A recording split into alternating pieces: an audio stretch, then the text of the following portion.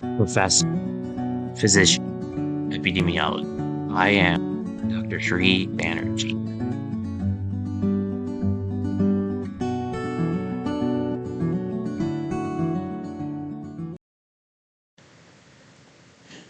There have been 33 mass shootings so far in the month of May.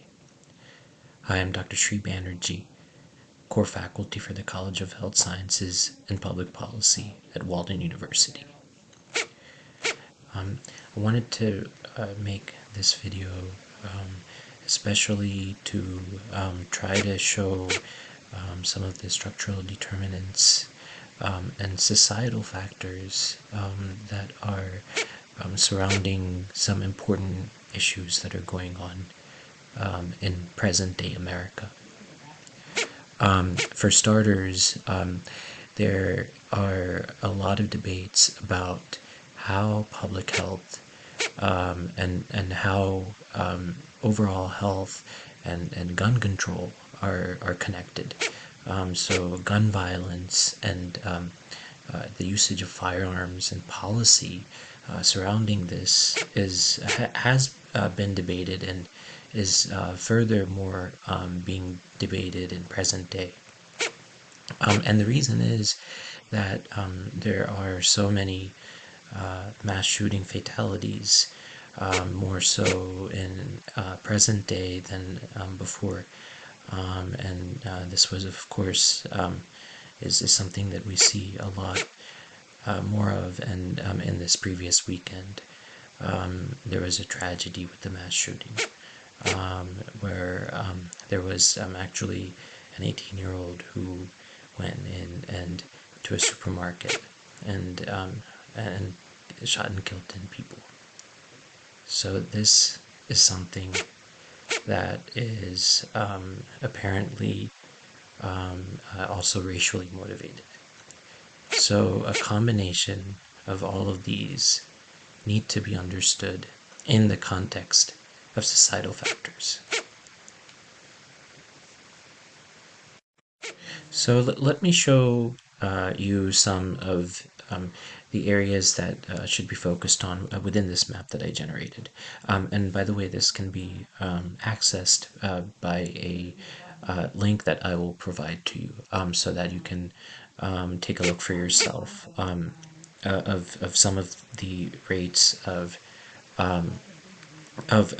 firearm fatalities. So let me go ahead and zoom in here, and then what you'll find here are kind of a breakdown of a county level profile. So what it does, it shows you the life expectancy. Generally overall the life expectancy is 78.7 years.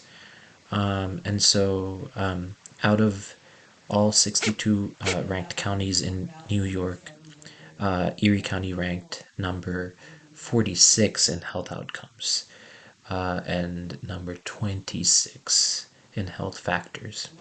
So this is actually pretty low. So taking a look at now the firearm fatalities by race.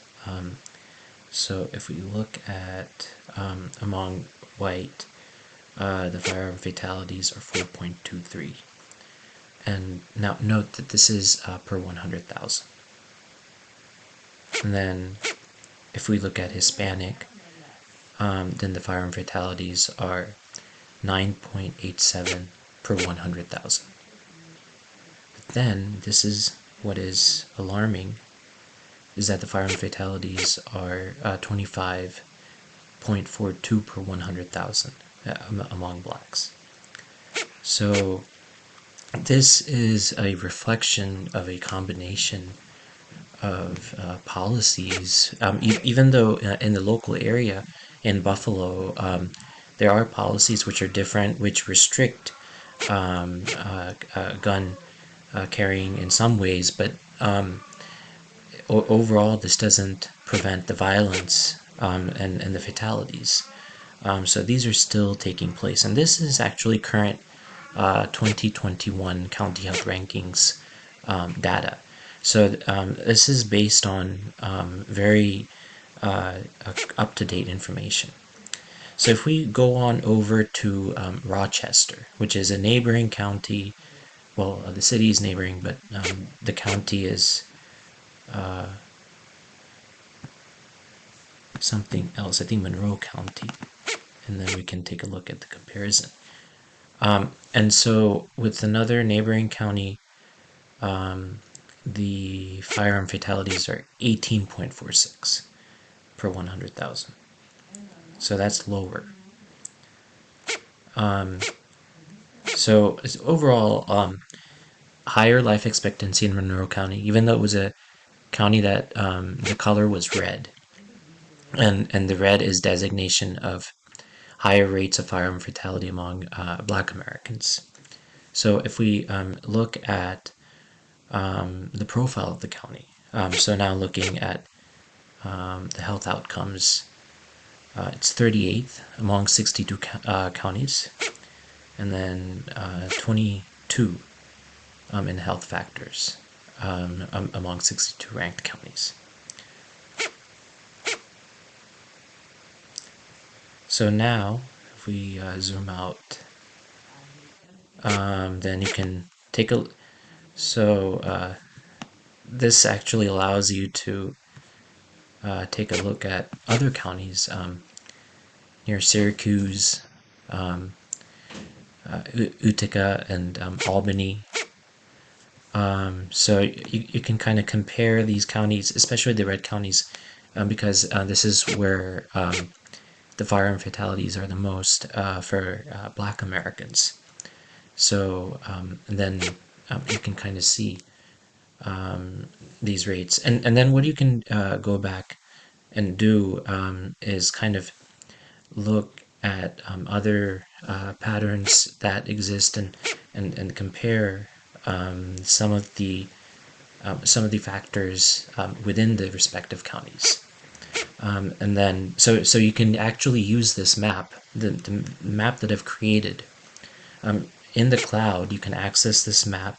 Once you see the link, you can access that map and then use this on your own research to determine social determinants of health, and kind of the connection between firearms and overall health.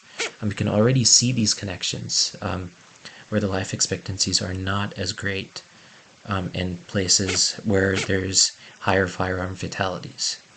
So I think this should open up national debate on trying to better understand how we can use policy to try to tailor more an understanding about how firearms affect overall health, and how policy can help restrict some of that.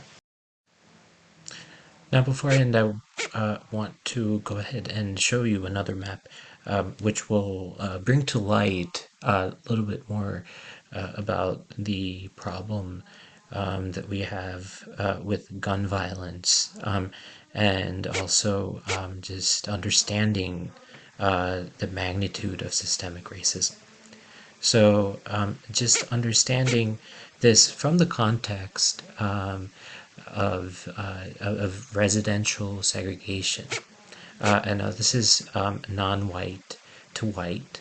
And so what you're seeing here is if you have a high rate of residential segregation and a high rate of violent crime offenses per 100,000, then this would be light green. So the county of interest, of course, is Erie County, as we identified in the previous map. And now looking at just briefly looking at the color relative to the rest of the United States, and even looking at the rest of New York, this has a light green color.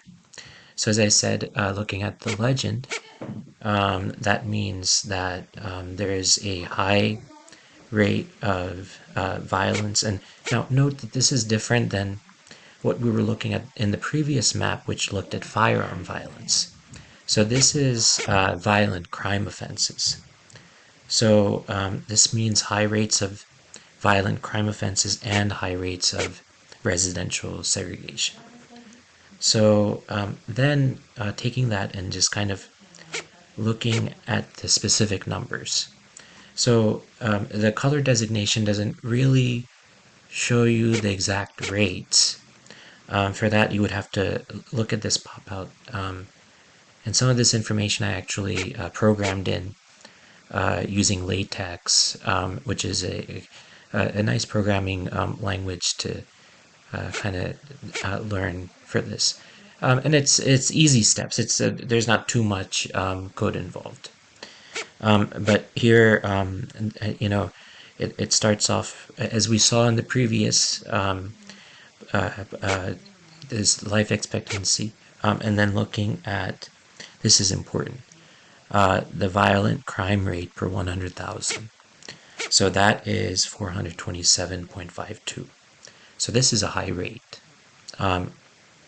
So then when we saw the distribution, the rate for firearm related crimes or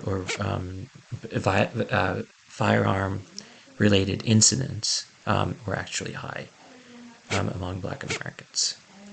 So then looking at residential segregation here between non-white to white, this is 63.72. So going into some of the major cities, for instance, looking at Baltimore and some of the other cities, the residential segregation found in Buffalo is higher. And roughly there is 1 million people living in this county. So these are all the considerations that you would need to make to try to understand the magnitude of this. So I end with a message of hope from this tragic horror. And I see and I hope for a future where we have no firearm violence, related violence, and we have addressed social determinants such as racism. Thank you for listening. Thank you for listening.